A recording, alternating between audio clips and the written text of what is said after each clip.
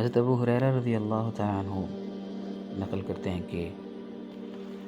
سیدہ فاطمہ رضی اللہ تعالیٰ عنہ آپ صلی اللہ علیہ وسلم کی چہیتی صاحبزادی اور جن کے بارے میں آپ صلی اللہ علیہ وسلم نے فرمایا کہ جنت کی تمام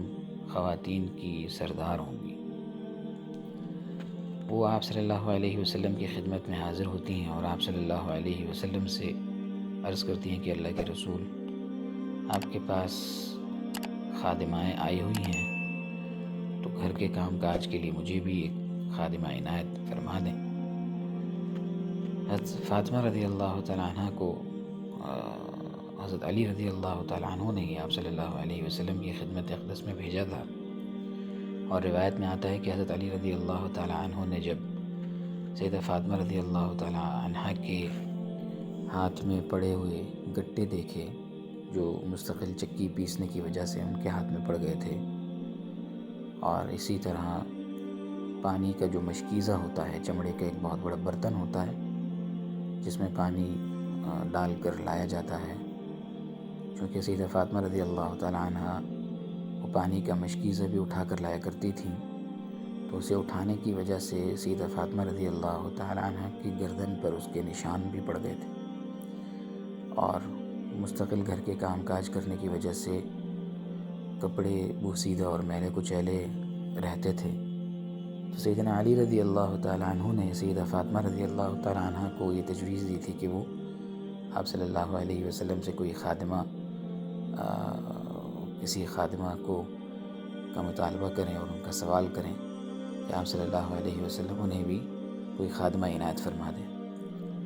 جب سیدہ فاطمہ رضی اللہ تعالیٰ عنہ آپ صلی اللہ علیہ وسلم کی خدمت میں حاضر ہو کر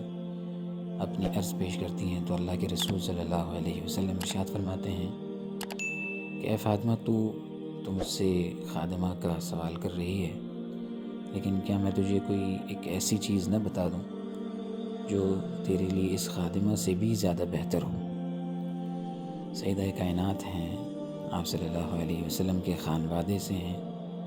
اور آپ صلی اللہ علیہ وسلم کی چہیتی صاحبزادی ہیں، جنت کی خواتین کی سردار ہیں۔ کیسے ہو سکتا تھا کہ آپ صلی اللہ علیہ وسلم ان کے سامنے یہ پیشکش رکھیں کہ میں تمہیں تمہارے سوال سے بہت زیادہ بہتر چیز عطا کرنا چاہتا ہوں، اور پھر وہ اپنے سوال پر اصرار کریں اور خادمہ ہی کا مطالبہ برقرار رکھیں؟ تو سیدہ فاطمہ رضی اللہ تعالیٰ عنہ نے فرمایا کہ ضرور اے اللہ کے رسول، آپ جو زیادہ بہتر چیز مجھے دینا چاہتے ہیں وہ چیز عنایت فرما دیجیے۔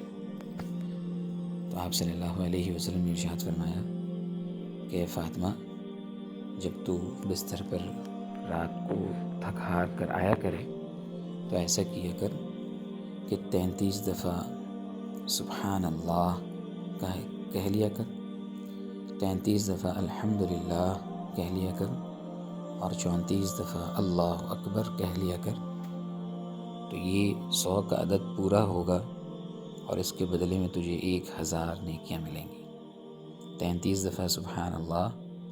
33 دفعہ الحمدللہ اور 34 دفعہ اللہ اکبر۔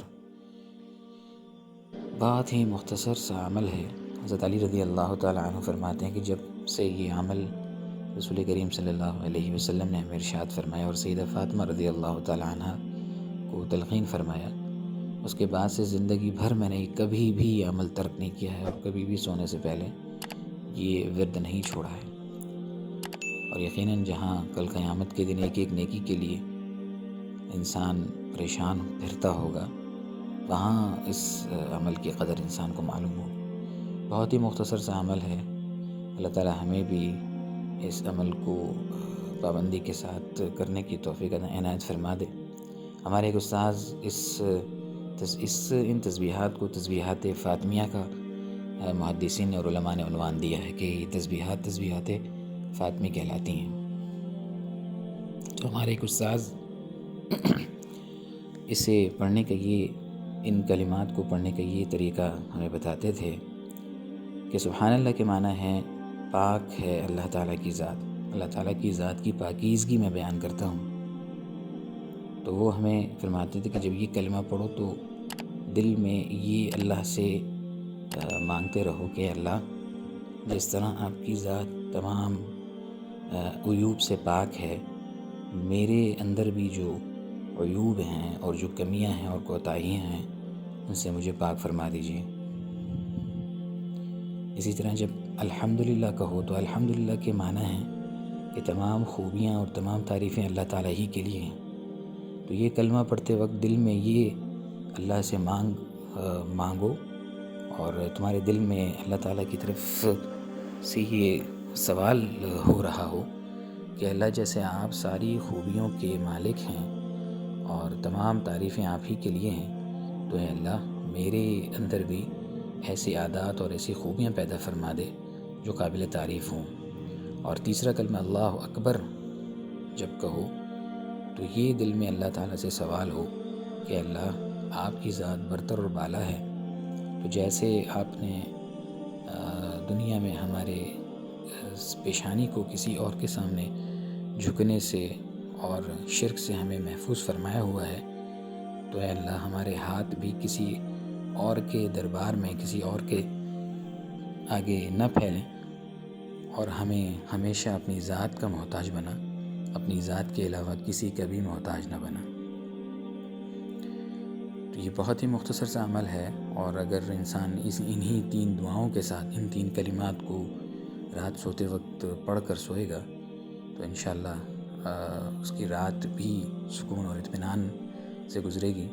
اور رات سوتے ہوئے بھی اس کا یہ سونا بھی پورا کے پورا دین بنے گا۔